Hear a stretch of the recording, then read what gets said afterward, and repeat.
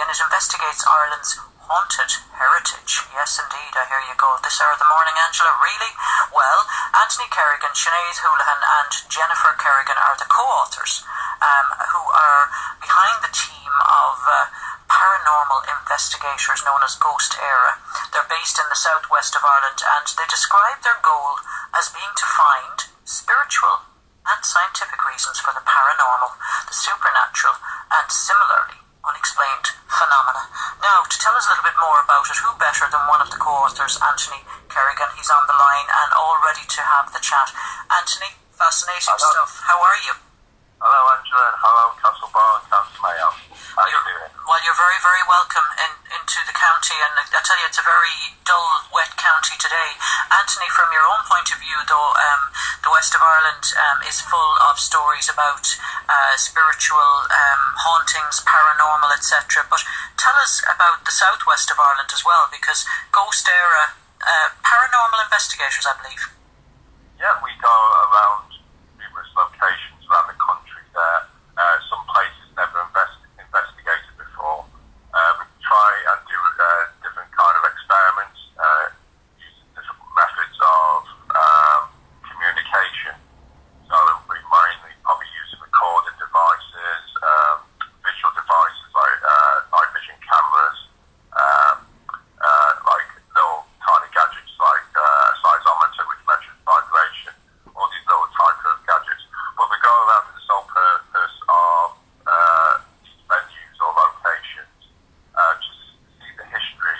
The history in some of these places we might already know, so we try and go towards the history or point away from it there. So if the location was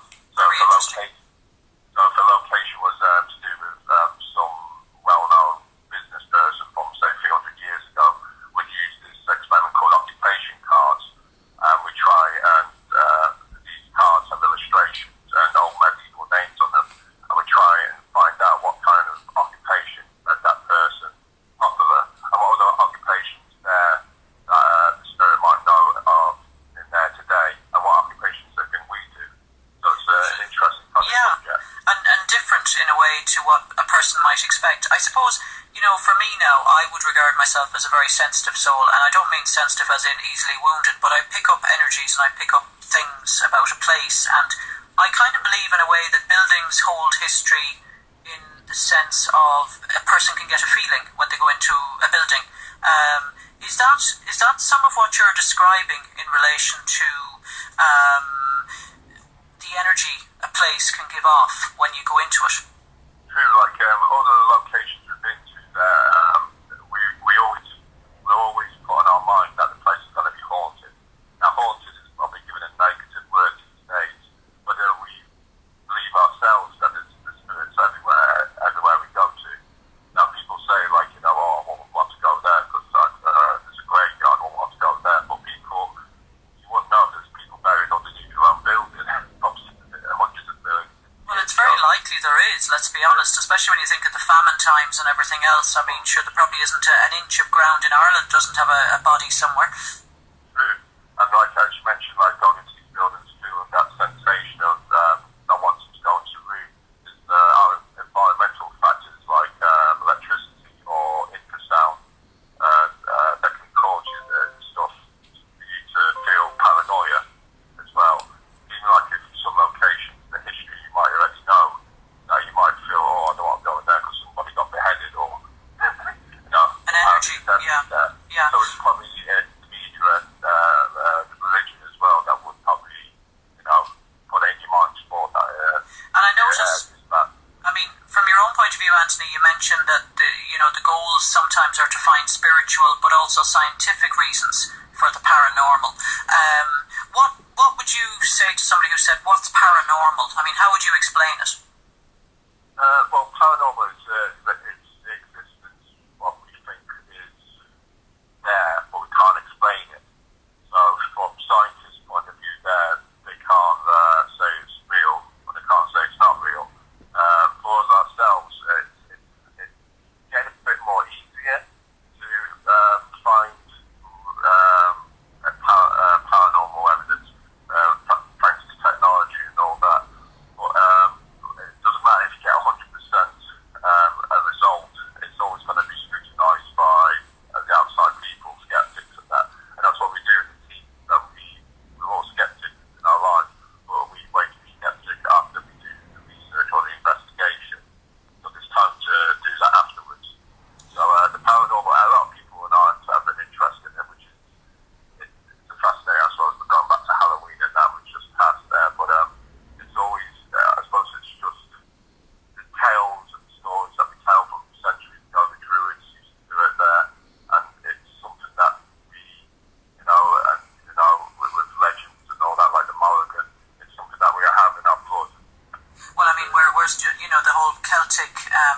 I suppose, label as well. You know, I mean, we can't help ourselves really. I think we're drawn to the alternative in many ways, the Island of Saints and Scholars, etc. I know Seamus Heaney, the poet, who now deceased, but he used to also feel that belongings and things had energies of the people who might have had them or owned them before. And if you think of people, you know, wanting a special keepsake, a memento of somebody who's gone, I mean, there is a certain amount of sense in that, isn't there? That there's something that connects that item to the person who might have had it in the past or owned it, be it a piece of jewellery or whatever. Just moving on though to yourselves and the rising of Haunted Ireland, tell us a little bit about the book now, because that must have been fascinating, the collaboration of you guys getting together. And I mean, if you want, you could take us through an excerpt of it or whatever suits you, but is it a collection of stories? It's based on what we did really through the investigation, and I suppose it's what our own feelings were towards, we've got footage and audio, so we write off that. So we kind of like a DVD or a CD, but it's put into paper. So it's actually going off the footage that we do. But there's 12 venues done around the country, one of them in Mayo, around the hunt for GhostÉire, the Pilot Queen. We went round to Westport Mansion to ask permission if we got the search. Permission was granted. So we went to Clare Island on County Mayo to do an investigation there. That was in chapter 5. There's other places included in the book, like Whitlow Jail, Smargally Theatre, Ghosteire, Druid Island in Dublin, Blarney Castle, Dungara Castle. Yeah, full of history, full of energies, I'd say.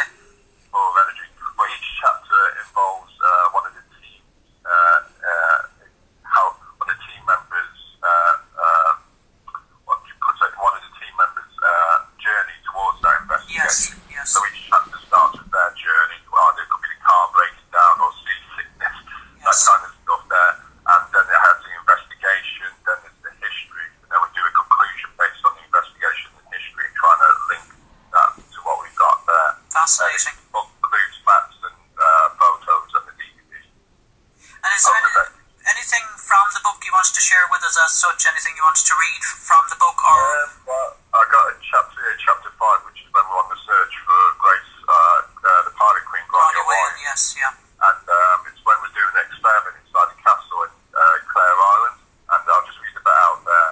Okay. Thanks very much, Anthony. For the next couple of vigils, Anthony planned a little lone separation vigil for 2 of the team members. In turn, they would be alone in the castle, sitting on a chair, blindfolded with a walkie-talkie, a comfort aid, and contact the rest of the team outside of the building. They were to ask numerous questions to see if the night vision camera would pick up on anything. The camera was stationary and fixed on viewing the host.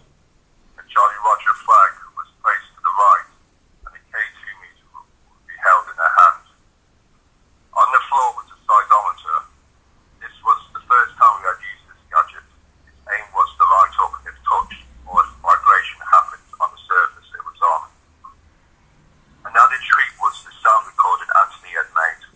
This would play through Sinead and Alton's separation vigils. This would consist of several sound effects and blood-tingling music.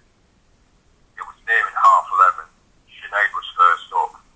The iron gates were closed, leaving her to succumb to whatever was around. All that was said to her was, there would be various noises relayed through the inside of the castle, and we'd be back minutes later. Sinead seconds later moved into a deep conversation, asking such questions aloud. Does Gráinne Mhaith mean anything to you? And could you please come forward? Power and dramatic music could be heard in the background. On the next recording, footsteps, heavy breathing and whispering were played. Sinead showed uncertainty at the end of the vigil. She wonders whether or not the sounds she heard were really something supernatural. So that was just one of the experiments. Fascinating. I'm there, and I actually picturing myself there, and I'm getting the shivers down my spine, but I'm glad you got to the point where you gave us a little clue, because I was thinking, I wonder now, is Anthony going to stop in mid-sentence here? Thank you very much. So the Rising of Haunted Ireland, that is a flavour of it, and my goodness me, a very spine-chilling account of stories around this beautiful country of ours. Anthony, if anybody was trying to get a copy of it, or indeed the DVD, is it a difficult thing to track down? No, if you go onto our website, www.ghostére.net, so there's details on how to get the book there. The manuscript publisher is one way you can go through there. They helped us publish the book. We're on Facebook as Ghosteire and on Twitter as Ghosteire Paranormal. So if it's just coming out now, but it'll be for the tourist season as well. The book comes with the DVD, and it's got 12 locations on the DVD with bonus footage of some fantastic. And I mean, for anybody listening out there who is looking for, pardon the expression now, but Ghostbusters, your Ghosteire, E-I-R-E, E for the I-R-E, are you the people to ring? Probably, yeah, or email. Or send a message. But all joking aside, if anybody's interested in giving us a few locations on Castlebar, there's no problem in the future. Well, I can think of a few straight away, but anyway, share the telephone number with us maybe, and mention the website again. Oh, it's www.ghostére.net, and our phone number is 086-B25-B746. Well, you know what? Fascinating. We'll have to have you on again. And Anthony, thank you. Yes, go ahead. One last thing. People that would be interested by the book would be people interested in supernatural, folklore, history, legends, all that sort of thing. Great stuff. All in the country. No problem. Well, look, you mind yourself, and if I don't talk to you before Christmas, have a lovely festive season. All the best in regards to the rest of the authors as well. You too. Bye-bye. Bye-bye. Gosh, I could read that book all day, I have to say. Don't know what you think, guys, but it's some country and lots of haunted locations, it would seem.